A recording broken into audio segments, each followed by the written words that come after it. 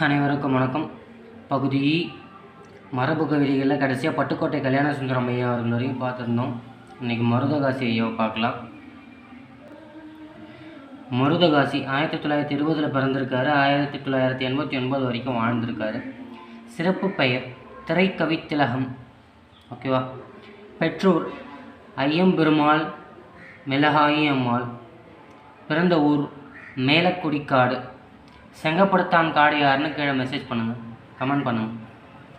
பிறந்த ஊர் மேலக்குடிக்காடு அரியலூர் மாவட்டத்தில் இருக்குது. இவரின் குரு உடுமலை நாராயண கவி. ஓகேவா? மருதகாசியினுடைய குரு யார்? உடுமலை நாராயண கவி. கலைஞர் மு. கருணாநிதியின் மந்திரி குமாரி படத்திற்கு பாடல் எழுதியிருக்கார். சரியா? தமிழக அரசு விருது பெற்ற பாடல் மருதமலை மாமணியே முருகையா. மருதமலை மாமணியே முருகையா அப்படின்னு ஒரு பாட்டு இருக்கு இல்லையா? அந்த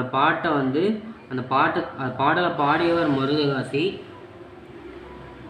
அது தமிழக அரசு விருதையும் பெற்றது. இவருக்கு சிறந்த பாடலாசிரியர் விருதை பெற்ற படம் துணைவன்கிற திரைப்படம் தான் இவருக்கு சிறந்த பாடலாசிரியர் விருதை பெற்றுக் கொடுத்துருக்கு. இவரது பாடல்களும் நூல்களும் மே 2007 நாட்டுடைமையாக்கப்பட்டது. மாடர்ன் தியேட்டர் இரட்டை கவிஞர்கள் என்று அழைக்கப்படுபவர்கள் யாருன்னு கேட்கலாம். நாமு ஷெரீஃப், மருதகாசி. ஓகேவா? மாடல் தியேட்டர்ஸின் இரட்டை கவிஞர்கள். 53 வரிகளில் ராமாயணத்தை சுருக்கமாக இயற்றியவர். இது ஒரு ப்ரீவியஸ் இயர் கொஸ்டின். சரியா? 53 வரிகளில் ராமாயணத்தை சுருக்கமாக இயற்றியவர் யாருன்னு கேட்கலாம். சரியா? மருதகாசி தான். ஐயா அவர்களுடைய பாடல்கள் பார்க்கலாம். மணப்பாறை மாடு கட்டி மாயவரம் ஏறு பூட்டி அப்படின்னு ஒரு பாடல் எழுதியிருக்காரு. வாராய் நீ வாராய், போகுமிடம் வெகு தூரமில்லை நீ வாராய். சரியா? அந்த பாடலும் மருதகாசி ஐயாவுடைய தான்.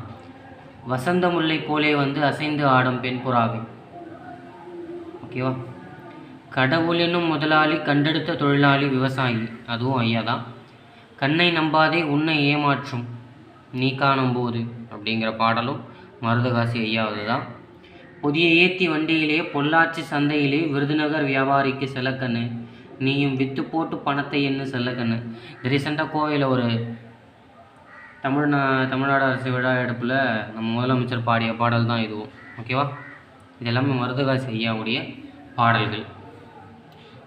மருதகாசி ஐயாவுடைய ஒரு தேர்முனைங்கிற ஒரு தலைப்பில் இருக்கக்கூடிய அழகான பாடல் ஒன்று 7ஆம் வகுப்பு பழைய புத்தகத்தில் இருக்குது. அந்த பாடலையும் வந்து சேர்த்து பார்த்துடலாம்.